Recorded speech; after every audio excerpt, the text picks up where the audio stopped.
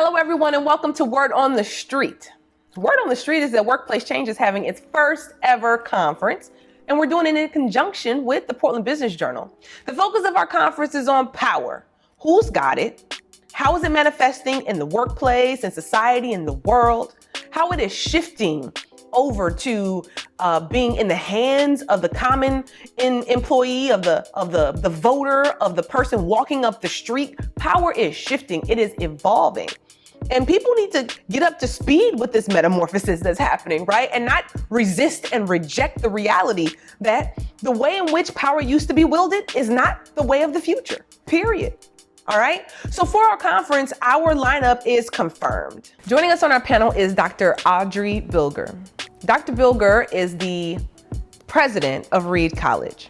Now, Reed College is going through a bit of a metamorphosis like most academic institutions and most, corporations and organizations, right? The workforce is being diversified. They're trying to find historically underrepresented talent to be faculty and staff. The student population has some opinions about the direction of the college.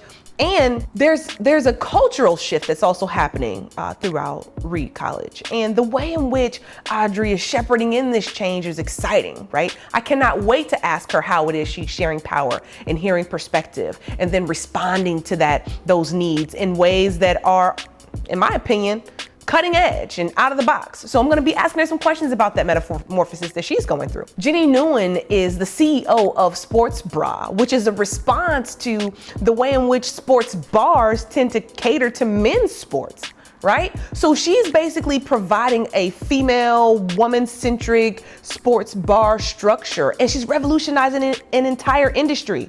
So why did she decide to revolutionize this industry? And then more so, how will she make sure that the revolutionary approach that she's using to establish Sports Bra is also translated into the way she manages, into the way she hires, and into the vision for the expansion perhaps of Sports Bra?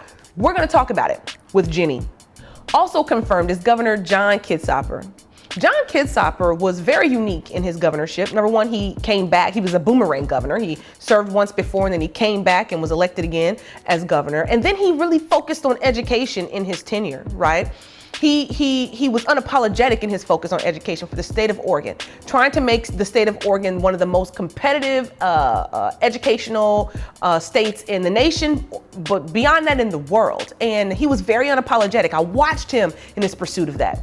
Well, Governor Kitzhaber is also a medical doctor, right? He's got a perspective on what's happening in response to COVID and in healthcare and the burnout that's happening there and some of the challenges that are present in the healthcare system. And I'm excited to hear how he envisions shifts happening in healthcare and what kind of leadership is necessary to make those shifts occur. All right.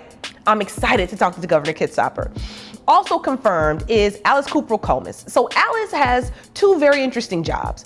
Number one, she's general counsel for OHSU, Oregon Health Sciences University, but she is also the Port of Portland board. And the port has been doing some very interesting things, finding minority contractors. They're expanding the port. They are diversifying their workforce. They are doing some really interesting things in the community. And the entire port's doing it, port leadership, port CEO, but Alice has also been at the forefront of a lot of these initiatives as the port chair, right?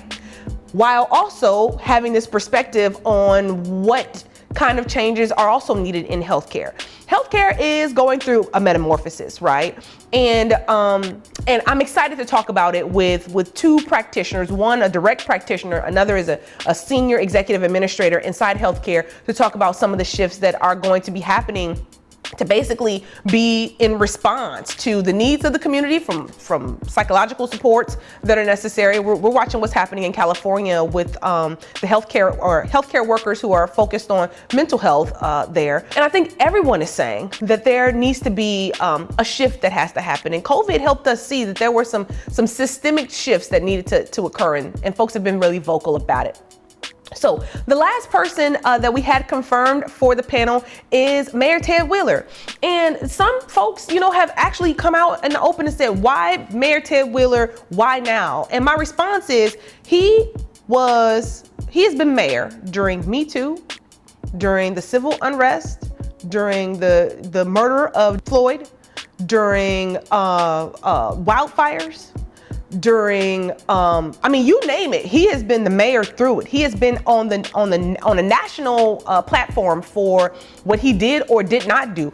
And the city is still reeling from the effects of COVID and houselessness, etc. He's had to lead from the front, even while,